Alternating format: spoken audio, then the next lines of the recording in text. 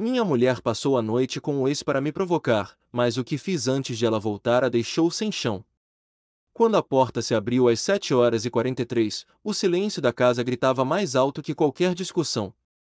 Era uma manhã cinzenta em Lisboa, o tipo de dia em que a umidade se agarra à pele.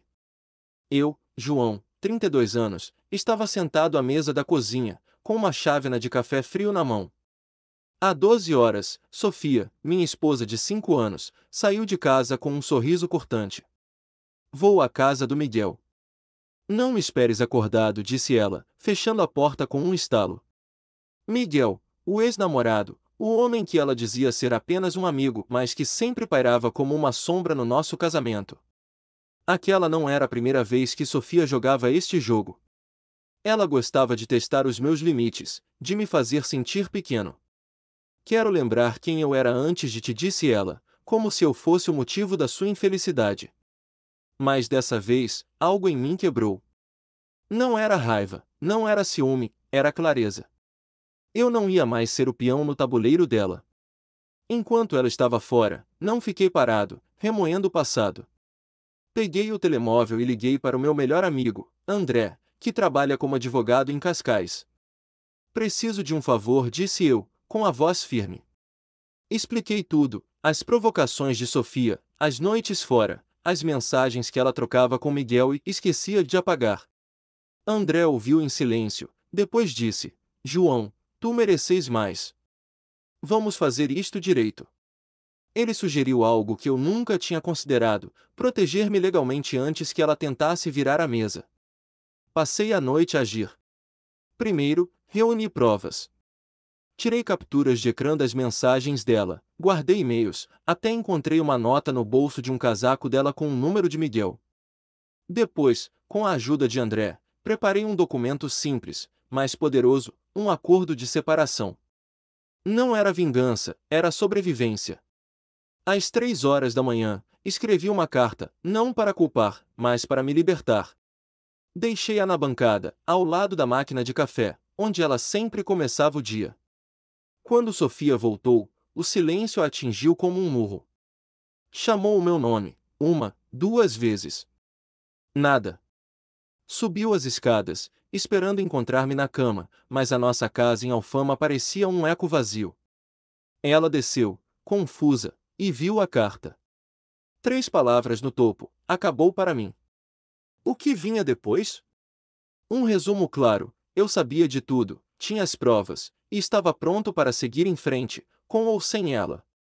Não era um ultimato, era um adeus. Ela sentou-se, atordoada, com a carta na mão. Não chorei, não gritei, não esperei pela reação dela. Peguei a minha mala, o nosso cão, Max, e saí antes que ela chegasse. Fui para a casa de André, onde passei a noite a planear o próximo passo. Sofia pensava que me controlava, mas o jogo tinha mudado. Enquanto eu dirigia pelas ruas molhadas de Lisboa, o telemóvel vibrou. Uma mensagem dela: onde estás? Não pode simplesmente fugir assim. Sorri, não porque estava feliz, mas porque, pela primeira vez, eu estava no comando. Não respondi. Deixei o silêncio falar por mim. O sol mal despontava em Lisboa quando meu telemóvel vibrou novamente. Eram 9h17, e Sofia enviava a terceira mensagem desde que saí de casa: João, isto é ridículo. Volta para falarmos como adultos. A voz dela ecoava na minha cabeça, mas não era a súplica que eu esperava, era o tom cortante de quem ainda acha que controla a narrativa. Desliguei o telemóvel e foquei-me no plano. Eu, João, 32 anos, não ia ceder desta vez. Estava na casa de André, em Cascais, com o mar ao fundo como um lembrete de que a vida continua, mesmo quando tudo parece desmoronar. André, com o seu jeito pragmático, já tinha marcado uma reunião com um advogado especializado em divórcios para aquela tarde. Não podes deixar pontas soltas, João, disse ele, enquanto me passava uma chávena de café. Sofia vai tentar virar isto contra ti. Precisamos de estar um passo à frente. Ele tinha razão. Sofia sempre foi mestre em reescrever a história a seu favor. Enquanto tomava notas para a reunião, recebi uma ligação inesperada. Era Clara, a irmã mais nova de Sofia, que morava no Porto. João, o que está a acontecer? A Sofia ligou-me a chorar, dizendo que fugiste de casa. A voz dela tremia. Mas havia uma curiosidade genuína. Contei-lhe a verdade, sem floreios, as noites de Sofia com Miguel, as provocações, as mensagens que descobri. Clara ficou em silêncio por um momento. Ela disse-me que só foi à casa do Miguel para te acordar. Mas, João, acho que há mais. Ela não voltou logo para casa ontem. Aquilo foi como um soco. Eu suspeitava, mas ouvir a confirmação de Clara tornou tudo real. Não perdi tempo. Liguei para um amigo em comum, Pedro, que trabalhava numa empresa de segurança e tinha acesso a câmaras de trânsito. Pedi-lhe para verificar algo delicado: o carro de Sofia, um Fiat azul, nas imediações da casa de Miguel, em Sintra. Pedro hesitou, mas concordou. Horas depois, enviou-me um vídeo. O carro dela estava estacionado na rua de Miguel até às 6 horas da manhã. Não era uma visita rápida. Não era só conversa. Era uma traição calculada. Naquela tarde, no escritório do advogado, entreguei todas as provas, capturas de ecrã, o vídeo, até a nota com o número de Miguel. O advogado, um homem calmo chamado Rui, folheou os documentos e disse: isto é suficiente para garantir que não ficas em desvantagem, João. Mas tens de decidir, queres lutar por ela ou por ti? A pergunta ficou comigo. Durante anos, lutei por Sofia, mesmo quando ela me fazia sentir invisível. Agora, era hora de lutar por mim. Voltei para a casa de André e escrevi uma segunda carta, mais curta, para Sofia. Não a entreguei ainda, queria o momento certo. Nela, escrevi: sabes o que fizeste? Eu sei também. Não vou jogar o teu jogo. Escolho-me a mim. Era direto, sem espaço para manipulações. Enquanto escrevia, recebi outra mensagem de Sofia, agora com um tom diferente: por favor, João, não faças nada precipitado. Podemos resolver isto. Mas a verdade é que ela não queria resolver, queria recuperar o controle. Nessa noite, André sugeriu que fossemos ao bar do costume, perto da praia de Carcavelos. Precisas de respirar, homem, disse ele. Lá, entre o som das ondas e uma cerveja, percebi algo. Sofia esperava que eu implorasse, que corresse atrás dela. Mas cada hora que passava sem responder era uma vitória minha. Deixei o telemóvel no modo avião e, pela primeira vez em meses, ri com vontade enquanto André contava histórias idiotas do trabalho. Quando voltei a ligar o telemóvel, havia uma chamada perdida de Sofia e uma mensagem de voz. Não a ouvi. Não precisava. Sabia que ela estava a sentir o peso do vazio que criou. O próximo passo não seria sobre confrontá-la, mas sobre garantir que a minha vida não girasse mais em torno dos jogos dela. O céu de Lisboa estava carregado, com nuvens escuras prometendo chuva. Era o terceiro dia desde que saí de casa, e eu, João, 32 anos, sentia uma mistura de alívio e tensão. O silêncio de Sofia, após a enxurrada de mensagens, era inquietante. Não era paz, era estratégia.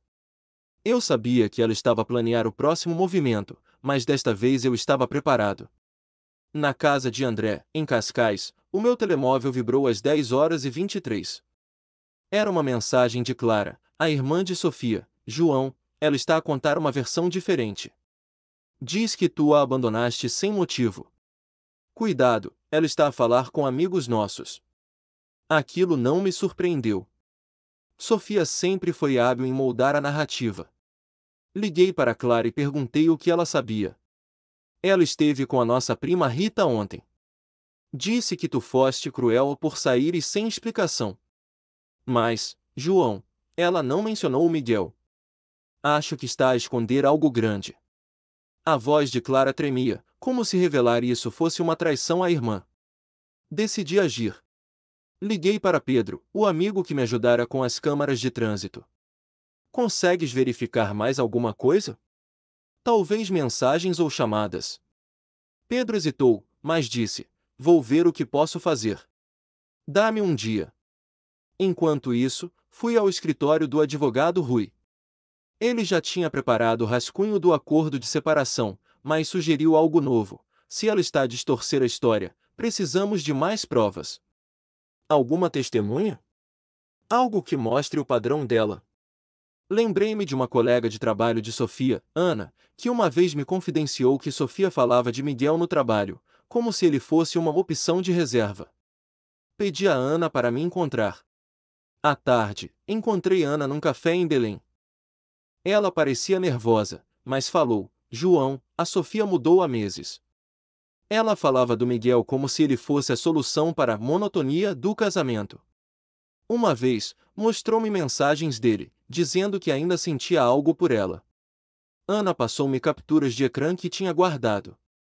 Eram mensagens recentes, com Miguel a convidar Sofia para relembrar os velhos tempos. Cada palavra era uma facada, mas também um tijolo na muralha que eu estava a construir para me proteger. Nessa noite, Pedro enviou uma bomba, um relatório de chamadas que conseguiu através de um contato. Sofia e Miguel trocaram mais de 40 chamadas nos últimos 2 meses, muitas delas de madrugada. Uma, em particular, durou 27 minutos, na noite em que ela só foi conversar na casa dele. Não era mais uma suspeita, era um padrão. Guardei tudo com André, que me ajudou a organizar as provas num dossiê. Isto não é só para o divórcio, João, disse ele. É para te lembrares de quem és, caso ela tente fazer-te duvidar. No dia seguinte, Sofia quebrou o silêncio. Ligou às 14 horas, e eu atendi, não por fraqueza, mas porque precisava de ouvir o que ela diria. João, podemos conversar? Não sei por que fizeste isto. Fui à casa do Miguel, sim, mas não aconteceu nada. Só precisava de espaço. A voz dela era suave, quase convincente, mas eu conhecia aquele tom, era a mesma manipulação de sempre. Sofia, disse eu, calmo, tenho as mensagens, o vídeo do carro, as chamadas. Não mintas. Houve um silêncio tão longo que pensei que a ligação tinha caído. Então, ela gaguejou. O quê? Como? Como sabes disso? Não respondi. Desliguei. Horas depois, recebi um e-mail dela, um texto longo e cuidadosamente redigido. Dizia que estava perdida, que Miguel era só um erro, que me amava e queria tentar de novo. Mas, no final, havia uma frase que me fez rir de raiva: se me denunciares, vais destruir a minha vida. Era a primeira vez que ela admitia algo, mas ainda tentava virar o jogo. Mostrei o e-mail a Rui, que disse: ela está assustada. Sabe que tens o controle agora. Mas cuidado, ela pode tentar algo público. E tentou. Nessa noite, Sofia publicou uma história nas redes sociais, uma foto do nosso cão, Max, com a legenda: às vezes, só temos quem nunca nos abandona. Era um golpe baixo, uma tentativa de pintar-me como vilão para os nossos amigos em comum. Mas eu não ia jogar esse jogo. Em vez disso, enviei uma mensagem a Clara: se ela te contar mais alguma coisa, avisa-me. Quero apenas a verdade. Clara respondeu: ela está em pânico, João. Disse a Rita que tem medo que exponhas tudo. Acho que ela não esperava que fosses tão decidido. Na manhã seguinte, fui ao meu antigo bairro em Alfama. Não para ver Sofia, mas para falar com o senhorio. Expliquei que queria rescindir o contrato de arrendamento, já que não voltaria a viver lá. Ele foi compreensivo e disse que me ajudaria. Enquanto saía do prédio, vi Sofia entrar no carro, com o telemóvel na mão. Ela não me viu, mas eu vi o pânico nos movimentos dela. Sabia que o cerco estava a apertar. De volta a Cascais, sentei-me com André e planeei o próximo passo. Não ia expor Sofia publicamente, isso seria descer ao nível dela. Mas ia garantir que a verdade viesse à tona, de forma legal e justa. Rui sugeriu uma mediação antes do divórcio, onde Sofia teria de enfrentar as provas. Ela pode tentar negar, disse ele, mas com isto, não tem como escapar. Enquanto o dia terminava, senti algo novo, não era raiva, nem tristeza, mas poder. Pela primeira vez, eu não era a sombra de Sofia. Era João, a construir a minha própria história. A chuva caía forte em Lisboa, tamborilando nas janelas da casa de André, em Cascais, onde eu, João, 32 anos, tentava manter a calma. Era o quinto dia desde que saí de casa, e a tensão crescia como uma onda prestes a arrebentar. Sofia, minha esposa, não desistia de tentar recuperar o controle. Após o e-mail implorando reconciliação, ela mudou de tática, começou a contactar amigos em comum, espalhando que eu a abandonara sem motivo. Mas eu tinha as provas, mensagens, vídeos, chamadas, e, mais importante, a minha determinação. Na manhã seguinte, recebi uma mensagem de Clara, a irmã de Sofia. João, ela está a planear encontrar-te. Vai à casa do André hoje. Quer resolver as coisas. Ponto. A ideia de um confronto direto não me agradava, mas sabia que era inevitável. Liguei para Rui, o meu advogado, que me aconselhou: se ela aparecer, mantenha calma. Não a deixes manipular a conversa. E, se possível, grava tudo. Concordei. Não queria drama, mas também não ia deixar Sofia reescrever a verdade. Por volta das 15 horas, ouvi uma batida na porta. André, que estava comigo, levantou uma sobrancelha. É ela, disse, antes de se retirar para a cozinha, deixando-me espaço. Abri a porta, e lá estava Sofia. Sem maquilhagem, com o cabelo molhado pela chuva, segurava uma sacola pequena, como se fosse uma bandeira branca. Podemos falar, João? Perguntou, com a voz tremendo, mas os olhos calculistas. Convidei-a a entrar, mantendo a distância. Sentei-me no sofá, com o telemóvel gravando discretamente no bolso. Ela começou devagar: eu errei, João. Fui à casa do Miguel porque estava perdida. Mas não aconteceu nada. Só precisava de me encontrar. A mentira era tão polida que quase parecia verdade. Olhei-a nos olhos e disse, calmamente: Sofia, tenho as mensagens. O vídeo do teu carro estacionado até às 6 horas. As chamadas de 27 minutos. Para de mentir. Ela ficou pálida, os dedos apertando a sacola. Isso não é justo, gaguejou. Estás a invadir a minha privacidade. Justo, repeti, sem elevar a voz. Justo é passar a noite com o teu ex para me provocar? Justo é contar aos nossos amigos que eu te abandonei, quando sabes o que fizeste. Ela tentou interromper, mas levantei a mão. Não vim para discutir. Vim para te dizer que estou a seguir em frente. O advogado já tem o acordo de separação. Assina, ou enfrentamos isto em tribunal. O silêncio que se seguiu foi ensurdecedor. Sofia abriu a boca, mas nenhuma palavra saiu. Pela primeira vez, ela parecia sem defesa. Então, ela mudou de estratégia. Lágrimas começaram a rolar, e a voz suavizou: João, eu amo-te. Não quero perder-te. Podemos tentar terapia, começar de novo. Era o mesmo truque de sempre, emoção para me desarmar. Mas eu já não era o João que cedia. Sofia, o amor não é um jogo de poder. Tu escolheste o Miguel para me magoar. Eu escolho-me para me salvar. Ela piscou, atordoada, como se nunca tivesse esperado essa resposta. Antes que ela pudesse dizer mais, mostrei-lhe uma cópia do dossiê que preparei com André, capturas de ecrã, o relatório de chamadas, o testemunho de Ana. Isto vai para o Rui, se necessário. Mas prefiro que resolvamos sem tribunais. Assina o acordo, e cada um segue a sua vida. Sofia pegou nos papéis, as mãos trêmulas. Tu mudaste, murmurou, quase para si mesma. Mudei, respondi. Por que tu me mostraste quem eu não quero ser? Ela saiu sem dizer mais nada, deixando a sacola na mesa. Dentro, encontrei a minha antiga Sevier da universidade, que ela sempre odiou, e uma nota: desculpa-me, João. Não sei quem sou sem ti. Era a primeira vez que ela pedia desculpa, mas não era suficiente. Não era sobre perdoar, era sobre seguir em frente. Liguei para Rui e confirmei que a mediação estava marcada para a semana seguinte. Ele disse: estás a fazer o correto. Ela sabe que perdeu o controlo. Nessa noite, fui com André a um restaurante em Carcavelos. Pela primeira vez em meses, senti o peso a sair dos ombros.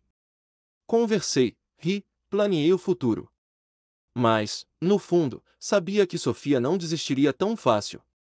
Clara enviou uma mensagem tarde da noite. Cuidado, João.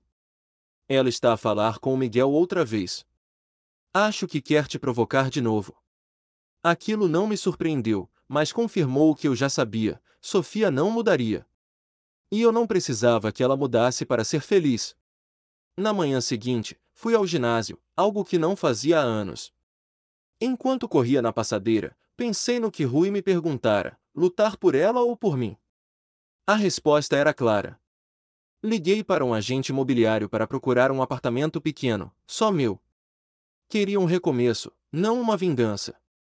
Sofia podia ficar com a casa em Alfama, com as memórias e os jogos dela. Eu queria algo novo, limpo, meu. Quando saí do ginásio, vi uma chamada perdida de um número desconhecido. Era Miguel. A mensagem de voz era curta: João, precisamos de falar. Isto não é o que pensas.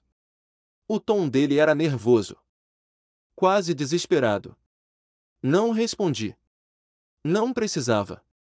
O que quer que ele dissesse, não mudaria os factos. Mas a chamada confirmou que Sofia estava a jogar outra cartada, talvez usando Miguel para me desestabilizar. Sentei-me num banco à beira-mar, com Max ao meu lado, e escrevi uma mensagem para Clara: obrigado por tudo. Se ela falar contigo, diz-lhe que acabou. Não há mais jogos. Depois, desliguei o telemóvel e olhei para o horizonte. Pela primeira vez, senti que o futuro era meu para construir. O nevoeiro pairava sobre Lisboa, mas para mim, João, 32 anos, o dia parecia claro. Uma semana após deixar a casa em Alfama, a mediação com Sofia estava marcada. Após dias de silêncio, Clara, sua irmã, avisou-me. Ela admite que errou com o Miguel, mas está nervosa. Pode tentar algo na reunião. Liguei para Rui, meu advogado, que reforçou: temos as provas. Fica firme. Eu queria um fim justo, não uma guerra. No escritório de Rui, Sofia já estava lá com uma advogada. Evitou o meu olhar, tensa. A advogada dela começou: o João agiu impulsivamente ao sair de casa. A minha cliente quer reconciliação. Rui colocou o dossiê na mesa: mensagens, vídeos, chamadas. Isto prova infidelidade e manipulação. O João quer um divórcio amigável. Sofia tentou falar: João, podemos resolver sozinhos. Respondi: calmo, tu escolheste Miguel para me provocar. Eu escolhi-me. Assina. O silêncio pesou. Ela leu as provas, hesitou, e assinou o acordo, garantindo-me metade dos bens e custódia partilhada do Max. Ao sair, André, que me acompanhava, sorriu: estás livre. Senti alívio, mas também um vazio. Sofia foi o meu mundo por anos. Agora, precisava de me redescobrir. Mudei-me para um apartamento em Oeiras, levando Max e poucas coisas. Comecei a correr, a desenhar, a viver para mim. Clara escreveu: a Sofia foi para o Porto. Sente a tua falta, mas não admite. Não respondi. O passado era dela, o futuro, meu. Uma ligação de Miguel veio dias depois. Não sabia que ela era casada no início. Desliguei. Ele não importava. Inscrevi-me num curso de fotografia, algo que Sofia ridicularizava. Cada dia era um passo para a paz. A traição dela não me quebrou, mostrou-me quem sou. Vivo agora com o Max, amigos verdadeiros e uma vida que escolhi. Pergunta para vocês: no lugar do João, escolheriam um acordo pacífico ou exporiam a traição em tribunal? Como encontrariam paz após uma traição? Deixem os vossos comentários.